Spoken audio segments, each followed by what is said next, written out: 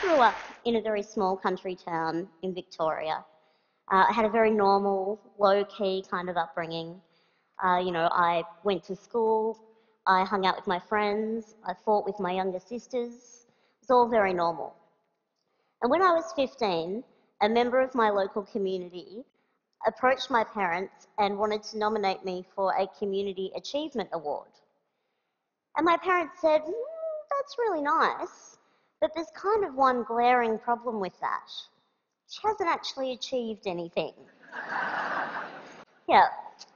And they were right, I went to school, I got good marks, I had a very low-key after-school job in my mum's hairdressing salon, and I spent a lot of time watching Buffy the Vampire Slayer and Dawson's Creek. Yeah, I know, what a contradiction. But they were right, I wasn't doing anything that was out of the ordinary at all. I wasn't doing anything that could be considered an achievement if you took disability out of the equation. Years later, I was on my second teaching round in a Melbourne high school, and I was about 20 minutes into a Year 11 legal studies class when this boy put up his hand and said, "Hey miss, when are you going to start doing your speech?" And I said, "What speech?" I'd been talking to them about defamation law for a good 20 minutes. And he said, like your motivational speaking. When people in wheelchairs come to school, they usually say, like, inspirational stuff. Yeah. It's usually in the big hall. And that's when it dawned on me. This kid had only ever experienced disabled people as objects of inspiration.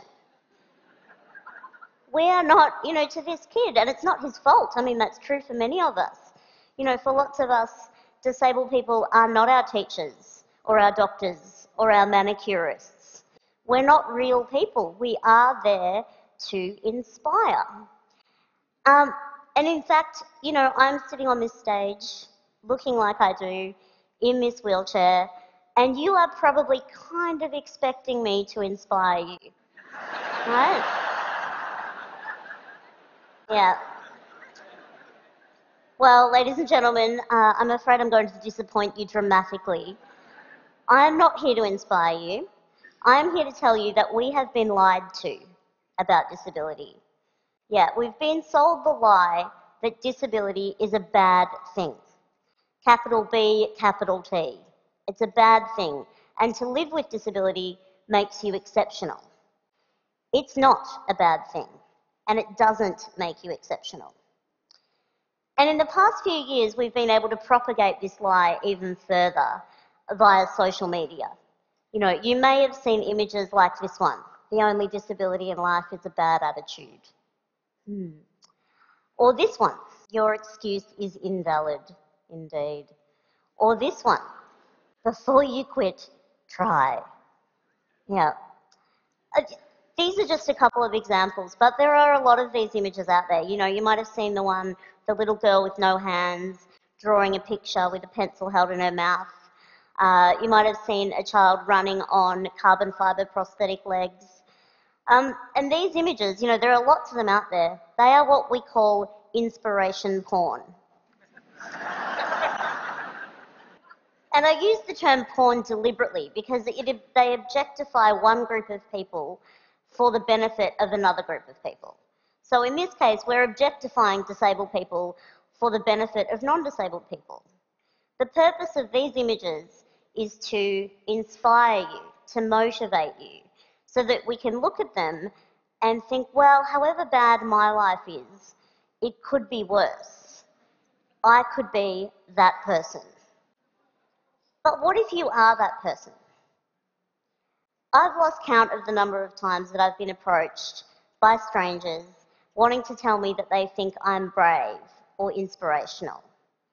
And this was long before my work had any kind of public profile. They were just kind of congratulating me for managing to get up in the morning and remember my own name. And it is objectifying. These images objectify disabled people for the benefit of non-disabled people. They are there so that you can look at them and think that things aren't so bad for you, to put your worries into perspective. And life as a disabled person is actually somewhat difficult. We do overcome some things. But the things that we're overcoming are not the things that you think they are. They are not things to do with our bodies.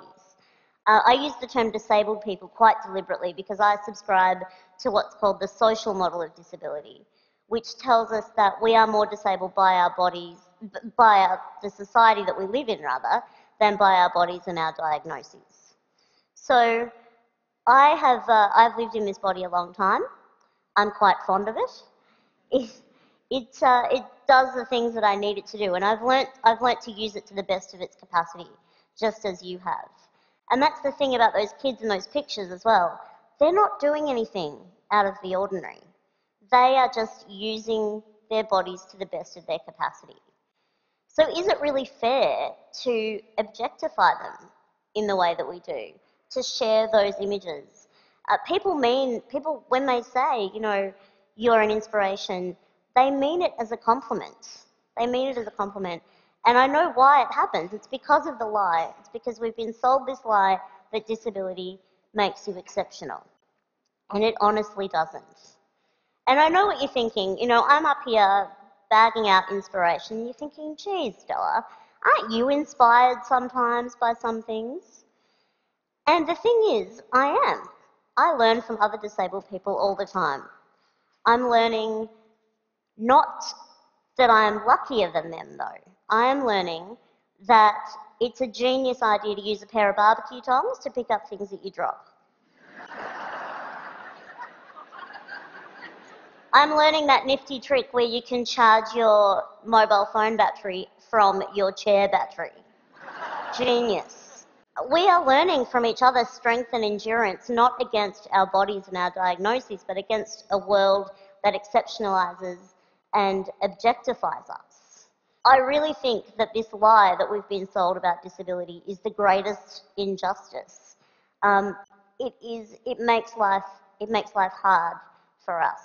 And that quote, "the only disability in life is a bad attitude," the reason that that's bullshit is because it's just not true. Because of the social model of disability, no amount of smiling at a flight of stairs has ever made it turn into a rap.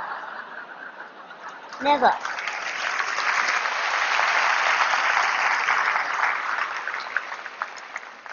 Smiling at a television screen isn't going to make closed captions appear for people who are deaf. No amount of standing in the middle of a bookshop and radiating a positive attitude is going to turn all those books into Braille. It's just not going to happen. It's just not going to happen. I really want to live in a world where disability is not the exception but the norm. I want to live in a world where a 15-year-old girl sitting in her bedroom watching Buffy the Vampire Slayer isn't referred to as achieving anything because she's doing it sitting down. I want to live in a world where we don't have such low expectations of disabled people that we are congratulated for getting out of bed and remembering our own names in the morning. I want to live in a world where we value genuine achievement for disabled people.